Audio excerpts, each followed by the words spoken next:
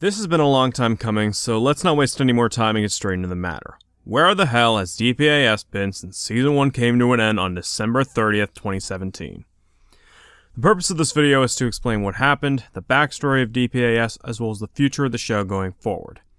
Before I continue, I should explain to those who've never seen the show before so that they know what the hell I'm even talking about first. Team DPAS was a series on this channel that used more human-like characters instead of Pokemon, and they were superheroes. This was done so that variety could be applied to the channel, and also so that I wouldn't have to keep using Pokemon sprites to tell the story.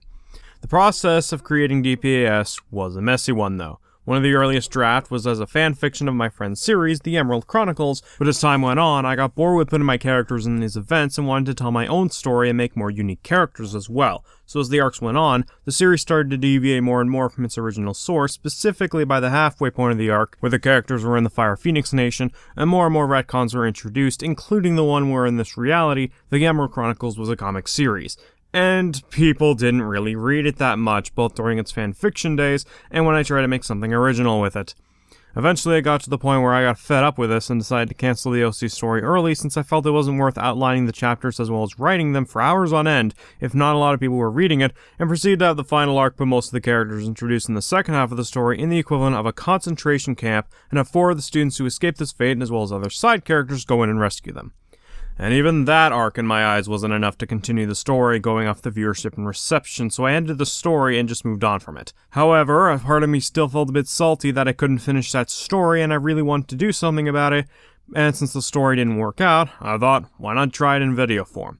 Before that point, I proceeded to watch a few other shows to get a base idea of how to pace and write more interesting villains and characters, and then I went to work on the product that would eventually become Team DPAS. And the first arc I would do would basically be my redemption arc at doing the Banu invasion, which is what I called my version's arc in the story, since that was where most of the retcons came in, and I wanted to try and do my version of it better since when I reread my version of that arc prior to writing the show, it had a lot of problems and I wanted to try and fix it to try and give my viewers/readers a better product as a result. Those of you familiar with my TPI series may be getting flashbacks to something else because this is a similar mindset I had when doing Galaxy Games Take 2. Basically, if I'm not a fan of my prior work, I want to try and fix it to make it better. I also proceeded to use a lot of elements from the OC story, especially during the later bits, because either I did enjoy writing them, since of the incidents with Susan and Margaret, or because, since they were handled poorly or cancelled/scrapped, I could repurpose them for something better subjectively speaking. The best cases of this being most of the characters inspired by other OC stories that went on during my time running my own. In regards to the latter, I think I did a good job repurposing/rewriting them, since they have a lot more personality/character in DPAS than they did in my OC story.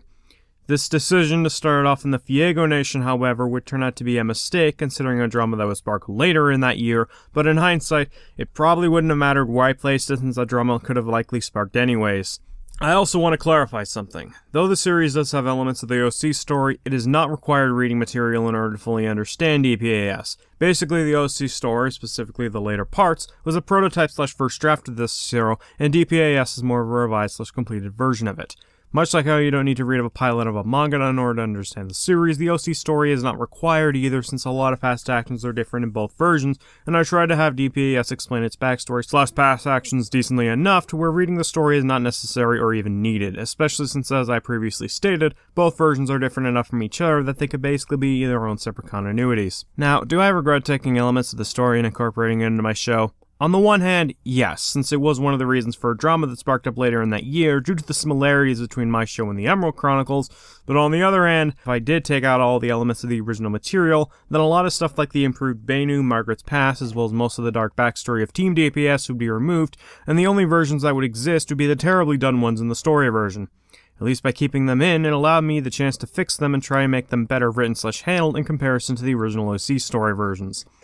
And even if I did reboot the series to remove the similarities, it's very much likely people will complain that I stopped the other series before it finished, or would likely not even watch this reboot to begin with. Hell, one look at the Auschwitz arc proves that, as has some of the lowest views of the OC story's run, and that was the one furthest from the source material and one with a more unique idea separate from TEC. That being said, is the series similar to the Emerald Chronicles? Yes, it was one of my big inspirations to do both the OC and fanfiction as well as the series itself, and I'm not going to deny that. But is it the exact same as TEC? No. TEC is the story of a teenager going to an academy and learning how to be a superhero/training to be the best superhero out there, while Team DPAS is the story of a team already that are superheroes, and on top of fighting crime, also have to deal with and fix numerous incidents caused by the past generations before them.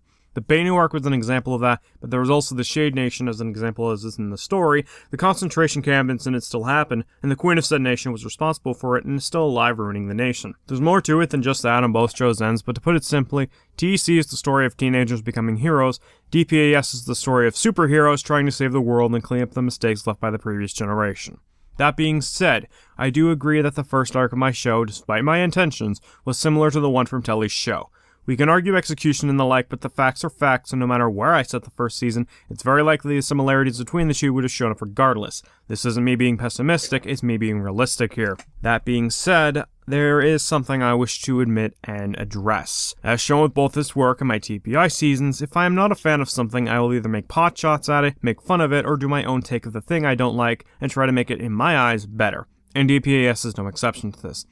I was not a fan of how the Montez Phoenix clan, the antagonist for the Emerald Chronicles second season, was written or handled, so I made my own version, the Bainu, in the OC story, before later refining them in the DPAS version to basically be similar to the Phantom Troop from Hunter x Hunter, which was another inspiration from Team DPAS. I was also not a fan of a couple of female characters from the series in terms of their writing, so I made characters like Aisu Ojo, or later developed Susan Maria, to basically try and one-up said female characters from the Emerald Chronicles.